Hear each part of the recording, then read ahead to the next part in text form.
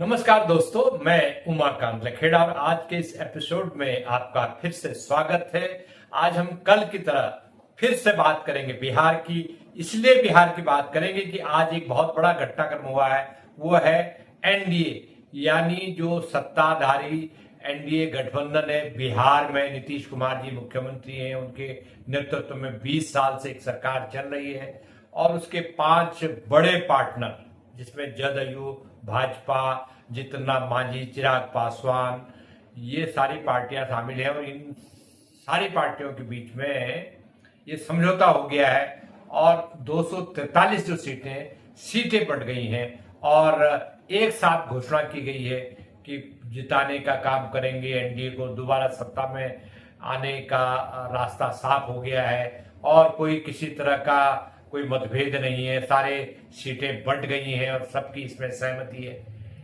तो खबर ये नहीं है कि सबकी सहमति है, खबर ये है कि इन सीटों के जो समझौता हुआ है सीटें बांटने का, उसमें कई पार्टीज हैं, 2 प्रमुख पार्टी जिसमें जनता दल यूनाइटेड है और जिसमें चिराग पासवान है और जिसमें और भी छोटे मोटे दल हैं, उनके रास्ते अलग अलग हो गए हैं, ऐसा लगेगा आने वाले वक्त में। उसका कारण है कि चिराग पासवान जो एनडीए के घटक दल है, चिराग पासवान रामविलास पासवान के जो पुत्र हैं वो केंद्र में मंत्री हैं और उनको 20 सीटें दी गई थी, 20 सीटें ही पेशकश की गई थी और ये जनता दल यूनाइटेड जो नीतीश कुमार की पार्टी है उसका बहुत दबाव था कि 20 सीट से ऊपर नहीं देना है। अगर 20 सीट से ऊपर इनको दे दी गई तो ये एक मुसीबत खड़ी करेंगे।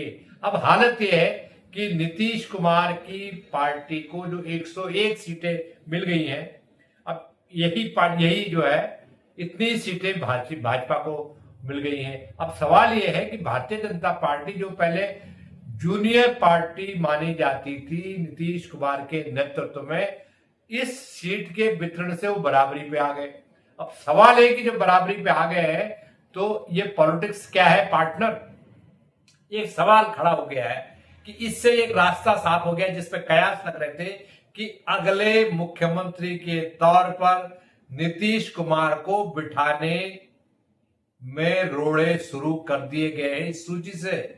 क्योंकि इस सूची से ये हो गया है कि देखिए हम भी बराबर के पार्टनर है, आप भी बराबर के पार्टनर है, तो बराबर है और हम अगर उसके बाद चुनाव में ज्यादा सीटें जीतेंगे तो देखो हमारा मुख्यमंत्री होगा। जैसे एकनाथ शिंदे को मुख्यमंत्री महाराष्ट्र में बना दिया, उसको दूध में मक्खी की तरह बाहर फेंक दिया, तो क्या नीतीश कुमार की पार्टी में यही होगा? ऐसा भारतीय जनता पार्टी के जितने लोग हैं, जितने थिंक टैंक है, उन सब का कहना है कि देखिए इस बार आर पार का होगा, भारतीय जनता पार्टी ज्यादा सीटें जीतेगी और वही भाजपा ही मुख्यमंत्री पद का दावेदार करेगी। जैसे कि 2020 में भी भारतीय जनता पार्टी सबसे बड़ी पार्टी के रूप में उभरी थी और नीतीश कुमार ने तो बोल दिया था कि 43 सीटें हमारे तो कम सीटें आई है, आप ही का मुख्यमंत्री हुआ था। उसमें जो विधायक दल की जो वहां बैठक हुई थी और जो राजनाथ सिंह पर्यवेक्षक बन के गए थे, उन्होंने कहा नहीं नहीं नहीं, नीतीश कुमार ही मुख्यमंत्री होंगे। लेकिन आज हालत क्या है कि चक्र का पहिया फिर घूम गया है।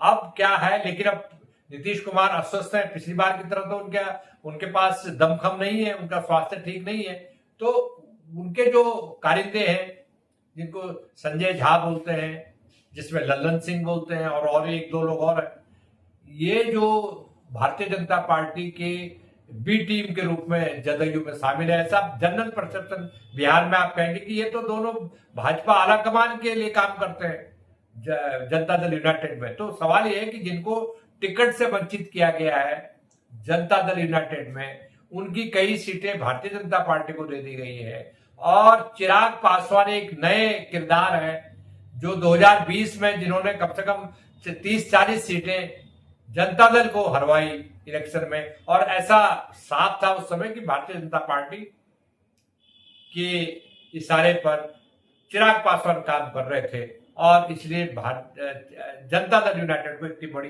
कीमत चुकानी पड़ी। तो ये जो मुद्दा है, ये मुद्दा मुझे लग रहा है कि बड़े पैमाने पर इस जो कंफ्यूजन इन सीटों के वितरण के बाद पैदा हुआ है। तो इससे एक बात बहुत साफ हो गई कि जनता दल यूनाइटेड और चिराग पासवान का जो वोट बैंक है वो एक दूसरे को चुनाव में काटेंगे।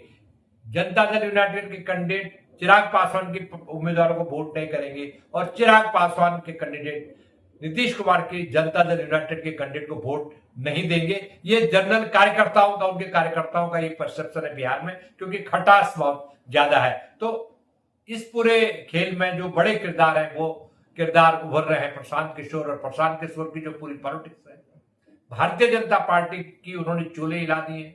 और भारतीय जनता पार्टी को उन्होंने अगर 20 सीट भी हराई, क्योंकि वोट बैंक ऐसा माना जा रहा है कि अपर कास्ट वोट बैंक उनके साथ है, तो उन्होंने अगर भारतीय जनता पार्टी का 20% या 12-15% भी वोट कम किया तो भाजपा को उसकी बड़ी कीमत चुकानी पड़ेगी। ये जो एनडीए की जो लिस्ट आई है, इस लिस्ट के दूरगामी परिणाम होंगे बिहार की पॉलिटिक्स में। चुनाव प्रचार के दौरान ये सब देखने को मिलेगा।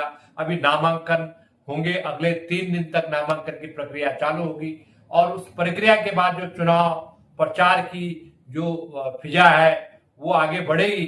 तो ये देखेंगे कि क्या क्या नई नई बातें, नए नए मुद्दे, और इसके अलावा जो पार्टनर्स में आपसी खटास है, और नीतीश कुमार की पार्टी जो बराबर सीट दिए जाने से खुश नहीं है, उनके कार्यकर्ता खुश नहीं है, ऐसा मेरी कुछ लोगों से बातचीत हुई है। वो एक बहुत बड़ा संदेश जनता दल यूनाइटेड के जो सपोर्ट बेस है, खास तौर पर अति पिछड़ा, ये जो संदेश गया है कि हम भाजपा के बराबर ही है, भाजपा के बराबर पार्टनर है, हम भाजपा के सीनियर पार्टनर नहीं है।